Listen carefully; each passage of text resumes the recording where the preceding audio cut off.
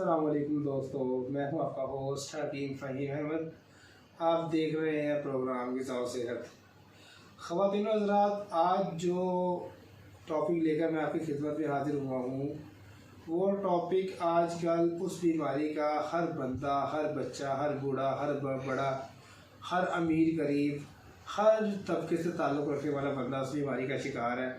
जब कोई बीमारी नहीं, वो एक कैफियत है जो हमारे कम इल्मी और अल्लाह ताला पर कामिल यकीन में कमी की वजह से हम इस बीमारी का शिकार हैं, और वो बीमारी है टेंशन। टेंशन आजकल हर बंदा टेंशन का शिकार है। कोई आप बच्चा ले लें, कोई बड़ा ले लें, कोई बूढ़ा ले लें। अब इस टेंशन के मुख्तलिफ़ असबाब हैं, मुख्तलिफ़ वजूहात हैं जो रोज़मर्रा रूटीन में जिन वजूहात का हम शिकार होते हैं और हम उनकी वजह से ज़हनी टेंशन में मुब्तला हो जाते हैं।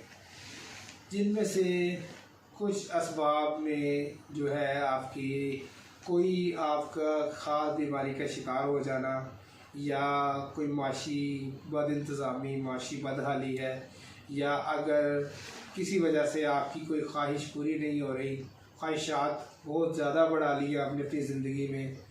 ये तमाम वजूहात में से सबसे बड़ी वजह मेरे नज़दीक वो ये है कि ख्वाहिशात को बहुत ज़्यादा बढ़ा लिया आज की ज़िंदगी में हमने।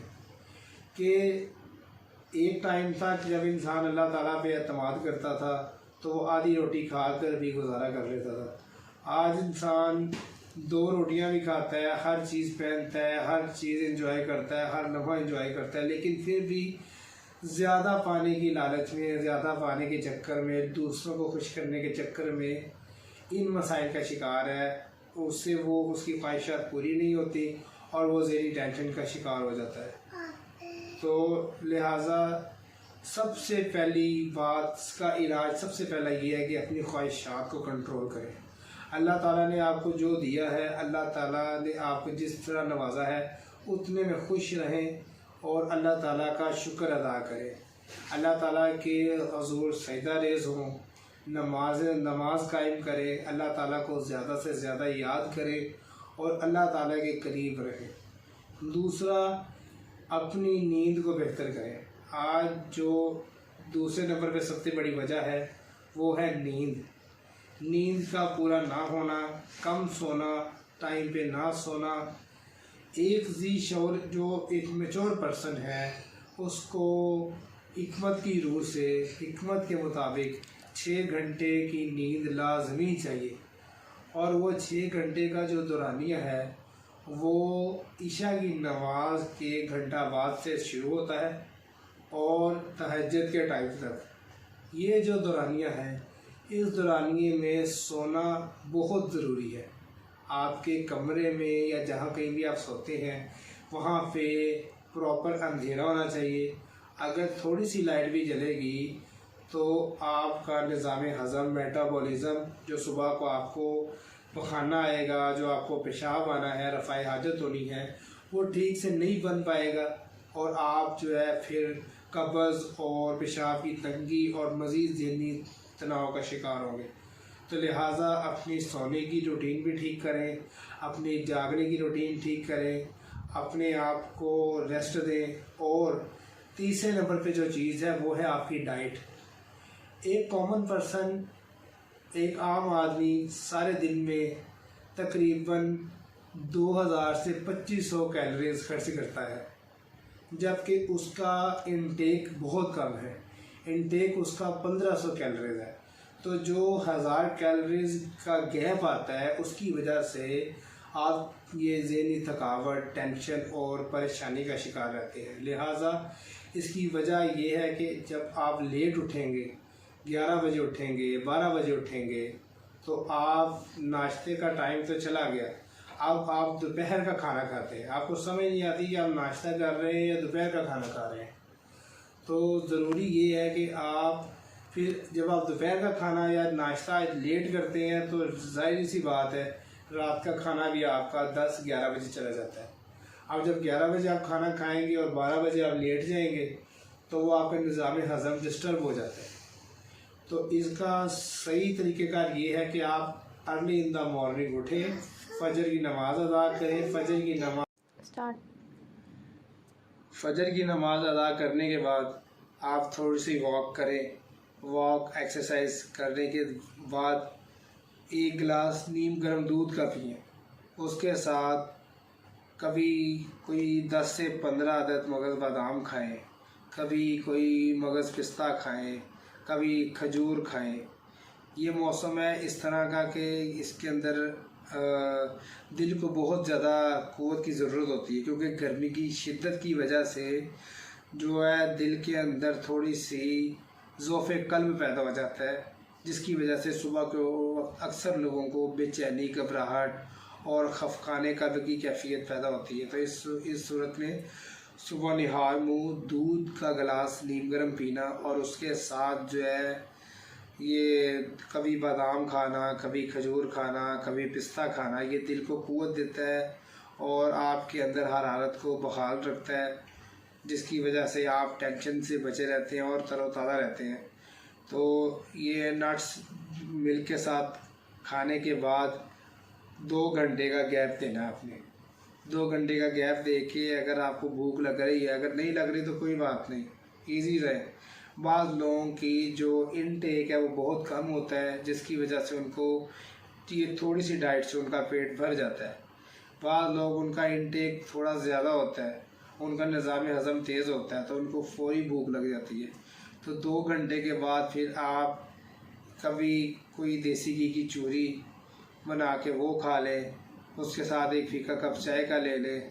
कभी हलवा सूजी बना के उसको घी से तर करके वो खा लें, या कभी कभार काले चने का शोरबा पिएँ। सुबह के टाइम चने ना खाएं, क्योंकि चने का खाना मैदे को भारा कर देता है, भारी करने के बाद वो तेज़ाबियत पैदा कर देता है। तो आप काले चने का शोरबा पिएँ, या देसी अंडा अगर आपको मिल जाए। ब्रायलर अंडा बिल्कुल मत खाएं, क्योंकि ब्रायलर अंडा एक स्टीराइड है, एक वो आर्टिफिशियल चीज़ है जो मैदे को तबाह कर देती है। तो देसी अंडा, नेचुरल अंडा, देसी मुर्गी का अंडा वो खाएं, उसको फ्राई करके उसका ऑमलेट बना के इस तरीके से खाएं। उसके बाद दोपहर का खाना कोशिश करें कि दोपहर में आप फल खाएं, ठीक है। फल खाने के बाद फल में आप पपीता खा सकते हैं, आम खा सकते हैं, खजूर खा सकते हैं थोड़ी बहुत। ये खा के उसके बाद असर के टाइम 1 कप दूध पत्ती का पी लें, या अदरक, लौंग और ज़ीरे का कावा पी लें। उसके बाद रात के खाने में अगर आपको भूख लगी है तो 1 रोटी, उसके अंदर जो सब्ज़ियाँ, मौसमी सब्ज़ियाँ, गर्मियों की सब्ज़ियाँ, जिनके अंदर कद्दू है, टींडे हैं, भिंडी है, दाल मूंग है, ठीक है, ये चीज़ें, हलवा कद्दू है, तोरी है, ये चीज़ें खाएं। सब्ज़ मिर्च पुदीने की चटनी भी खाई जा सकती है। जो सब्ज़ मिर्च पुदीने की चटनी है ये मैदे के लिए बहुत ही अच्छी है। टेंशन के माहौल में दिल कमज़ोर होता है, तो जो सब्ज़ मिर्च है ये दिल को क़ुव्वत देती है। लिहाजा सब्ज़ मिर्च और पुदीने की चटनी अपने हर खाने के साथ रखें। और अगर आपको भूख नहीं है तो नबी सल्लल्लाहु अलैहि वसल्लम का फरमान है कि रात का खाना लाजमी खाओ, बेशक मुट्ठी भर खजूर खा लो। मतलब क्या है कि आपको छूट भी दी गई है कि आप कम से कम खा सकते हैं, लेकिन छोड़ना नहीं है, क्योंकि रात का खाना छोड़ना बुढ़ापा पैदा करता है। आज जितने जो है ये जोड़ों के अमराज और ये गैंठिए के अमराज हैं, इसके अंदर एक बहुत बड़ी वजह रात का खाना छोड़ना है। टेंशन की एक बहुत बड़ी वजह रात का खाना छोड़ देना है।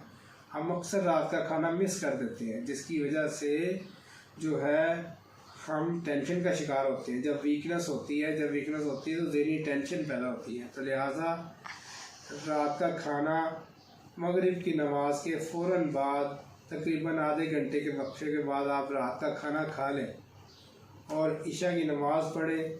ईशा की नमाज़ पढ़ने के बाद हल्की फुल्की वॉक करें और सो जाएं।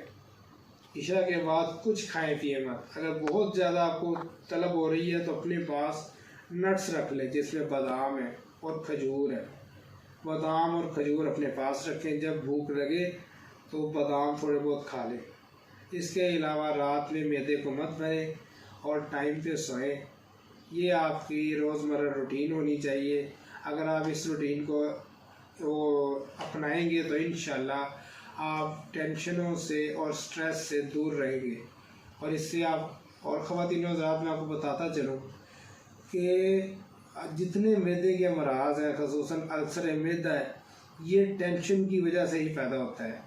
अल्सर मैदा 80% टेंशन की वजह से पैदा होता है।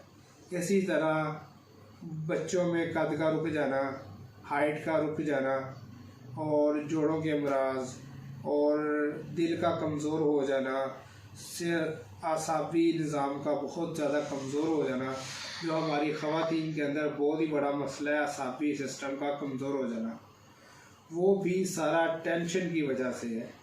बिला वजह की टेंशन जो हम लोग अपने साथ बांध लेते हैं, उसकी वजह से हम आसाबी कमज़ोरी का शिकार हो जाते हैं और हम अपनी वो रोज़मर्रा की रूटीन खो बैठते हैं। लिहाजा अपने आप को तरोताज़ा रखें, खुश रहें। जो ग़ज़ा आपको बताइए इस ग़ज़ा पे अमल करें। और मज़ीद कोई मालूमात आपको चाहिए तो आप मुझसे रब्ता कर सकते हैं। मेरा फ़ोन नंबर नीचे स्क्रीन पे दिया गया है, उससे आप मुझे व्हाट्सएप कर सकते हैं। लिहाजा मेरी वीडियोस को लाइक करें, शेयर करें और चैनल को सब्सक्राइब लाजमी करें। अगली वीडियो तक के लिए मुझे इजाज़त दीजिए। अल्लाह हाफ़िज़।